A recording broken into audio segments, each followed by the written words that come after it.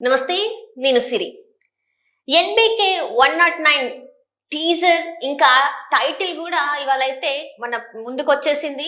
ఇంకా సినిమాకి టైటిల్ ఏం పెట్టారు అండ్ ఆ టీజర్ అసలు ఎట్లా ఉంది? ఏంది? నేను చూసినయితే నాకైతే మస్త్ అనిపించింది. ఇగ మ్యూజిక్ బ్యాక్‌గ్రౌండ్ స్కోర్ అయితే ఇగ కిరాకిచ్చేసిండు తమన్. సో, ఈ సినిమా టీజర్ మీద అంటే మన సార్ అభిప్రాయం ఎట్లా ఉంది? ఇంతకుముందయితే సార్ అయితే చెప్పేసిండు ఇది ఈ టైటిలే కన్ఫర్మ్ అయితదని. సో, ఆ సార్ చెప్పినట్టు అయిపోయింది. సో, దీని మీద టీజర్ ఎట్లా ఉంది? దానికి ఎంత రేటింగ్ ఇస్తాడో కూడా కనుక్కునే ప్రయత్నం అయితే చేద్దాం. సో, ఈ రోజు మనతో పాటు ఉన్నారు ప్రముఖ సినీ క్రిటిక్ యజ్ఞమూర్తి గారు. నమస్కారం సార్. నమస్తే సిరి. సార్, ఎన్‌బీకే 109 అసలు చూస్తుంటే రీమాక్ పోతుంది. మస్తు అనిపిస్తుంది. సో, టీజర్ ఇంకా టైటిల్ మొన్న మనం చేసినాం. మొత్తానికి అయితే మీరు చెప్పినట్టే ఆ టైటిల్ ఫిక్స్ అయి కన్ఫర్మ్ అయిపోయింది. టీజర్ చూసినాక మీకు ఎట్లా అనిపించింది?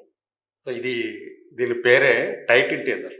Title teaser. ఓకే. అంటే టైటిల్ ని ఒక టీజర్ ద్వారా రివీల్ చేశారు. సో, అది మనం చెప్పుకున్నట్టు 2 రోజుల క్రితం ఏదైతే చెప్పుకున్నామో బాలయ్య ఏ టైటిల్ ని ఫిక్స్ చేశారో అది 2 రోజుల క్రితం మనం చెప్పుకున్నాము. సో, అదే ఈరోజు బయటకు వచ్చింది అఫీషియల్ గా. సో, బాబీ కొల్లి కేఎస్ రవీంద్ర అసలు పేరు. సో, అతను డైరెక్ట్ చేసినటువంటి బాలయ్య బాబుని ఫస్ట్ టైం అతను డైరెక్ట్ చేశాడు. అంతకుముందు చిరంజీవి గారిని వాల్తేరు వీరయ్య అని చెప్పేసి అలా చూపించారు, పెద్ద హిట్ కొట్టాడు. ఇప్పుడు డాకు మహారాజుగా అంటే లాస్ట్ సంక్రాంతికి చిరంజీవి గారితో హిట్ కొట్టాడు. ఇప్పుడు మళ్ళీ బాలయ్య తోటి ఖచ్చితంగా సంక్రాంతికే వస్తున్నాడు.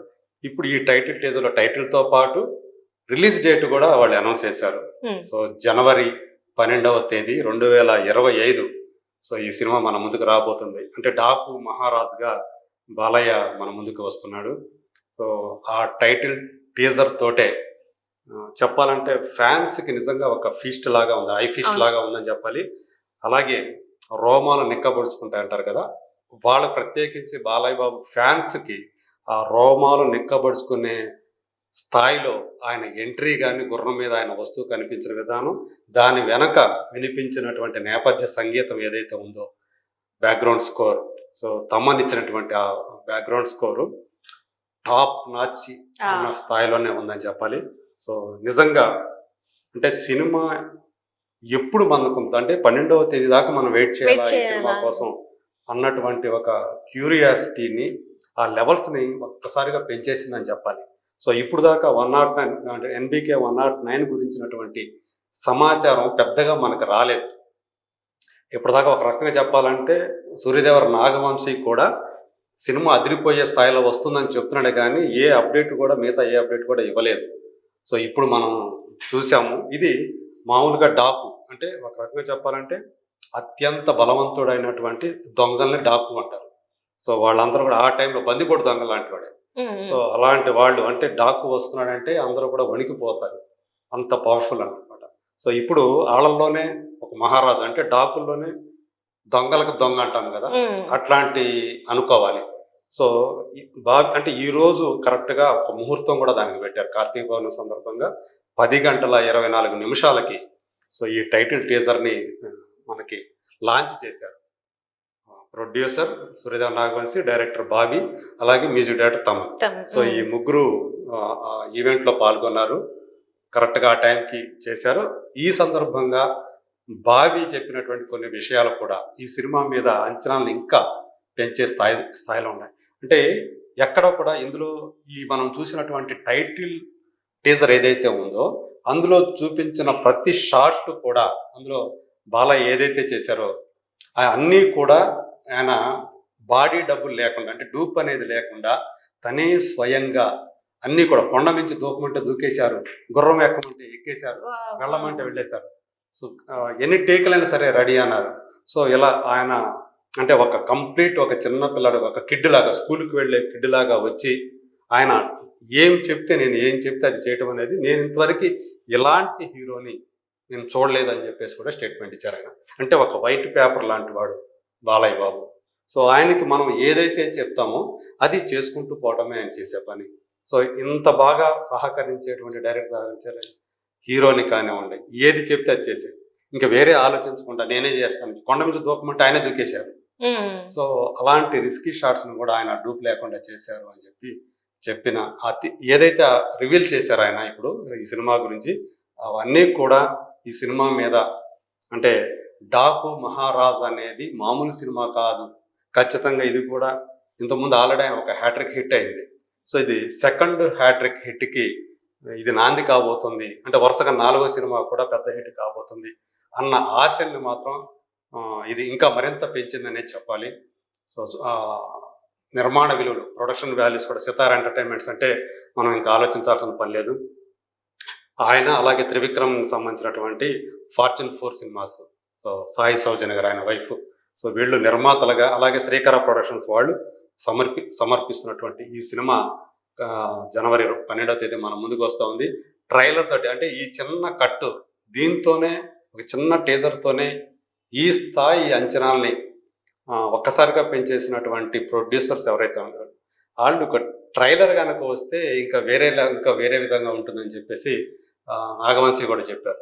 సో ఖచ్చితంగా, అంటే ఆయన ఒక విషయం చెప్పారు, ఇంటర్వెల్ బ్లాక్ ఒకటి ఉంటుందండి, మీరు అది చూస్తే సగం స్క్రీన్ మీద బాలయ్య, సగం స్క్రీన్ బాబీ డియోల్.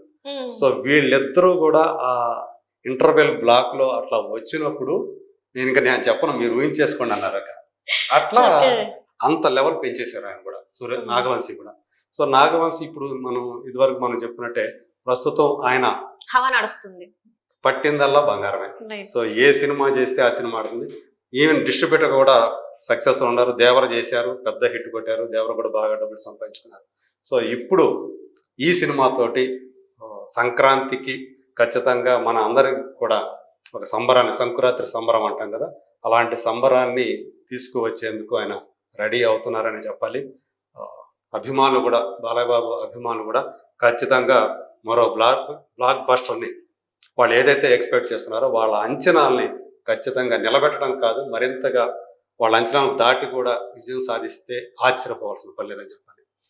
టీజర్ లో కొన్ని డైలాగ్స్ ఉన్నాయి కదా సార్, అవి మీకు ఎలా అనిపించాయి అసలు? అవును, ఇది దేవుళ్ళ సినిమా కాదు, చీకటిని శాసించే రాక్షసులది కాదు, రాక్షసులను ఆడించే రావణాసురుడిది కాదు, రాజ్యం లేకుండా యుద్ధం చేసినటువంటి రాజు కథ, అలాగే గండ్రగొడ్డపులో పెట్టిన యమధర్మరాజు కథ అని చెప్పేసి ఏదైతే ఆయన మరణాన్ని సైతం వణికించే మహారాజు కథ అని చెప్పినటువంటి ఆ బ్యాక్గ్రౌండ్ లో చెప్పినటువంటి ఆ డైలాగ్స్ ఏవైతే ఉన్నాయో అది హీరో క్యారెక్టరైజేషన్. డాకు మహారాజ్ అనేవాడు ఏంటి అనేది దాంట్లోనే చెప్తున్నాడు. ఆ టీజర్ లో ఆ వాయిస్ ద్వారా డైరెక్టర్ చెప్పాడు. సో ఖచ్చితంగా చెబుతూ, సో ఈయన గన్ను పట్టుకొని చేతిలో గుర్రం స్వారీ చేస్తూ బాలయ్య బాబు ఎంట్రీ ఇచ్చినటువంటి ఆ సన్నివేశం ఏదైతే ఉందో అది నిజంగానే అందరికి కూడా, అంటే మనల్ని 1980s ఈ తరహా సినిమాలు ఎక్కువగా వచ్చాయి.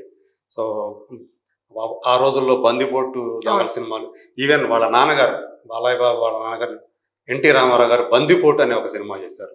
అప్పట్లో అది జానపద సినిమా యాక్చువల్ గా. సో అది పెద్ద హిట్ ఆ రోజుల్లో. సో ఇప్పుడు అంటే రాబిన్ హుడ్ టైప్, ఇప్పుడు పేరుకు బందిపోటే కానీ రాబిన్ హుడ్. సో డబ్బున వాళ్ళని దోచుకోవడం, పేదలుగా పంచిపెట్టడం. సో నేను అనుకోవడం డాకు మహారాజ్ కూడా అలాంటి డాకునే అని చెప్పేసి మనం ఎక్స్పెక్ట్ చేయొచ్చు. అంటే డబ్బున వాళ్ళని దోచుకునేది, పేదలకి పంచే ఒక రాబిన్ హుడ్ టైపు హీరోగానే మనం అతన్ని అనుకోవచ్చు మనం. సో ఏదైతే బాబీ ఆయన ఒకటి చెప్పాడు, నేను ఏ సినిమా చేస్తే, ఏ హీరోతో సినిమా చేస్తే నేను ఆ హీరో అభిమాని అయిపోయి చేస్తాను. ఇంతకుముందు చిరంజీవి గారితో చేసినంతే, రవితేజ్తో చేసినంతే, ఇంకెవరితో చేసినంతే, ఇప్పుడు నేను బాలయ్య బాబు అభిమానిగా మారిపోయి ఈ సినిమాని తీశాను.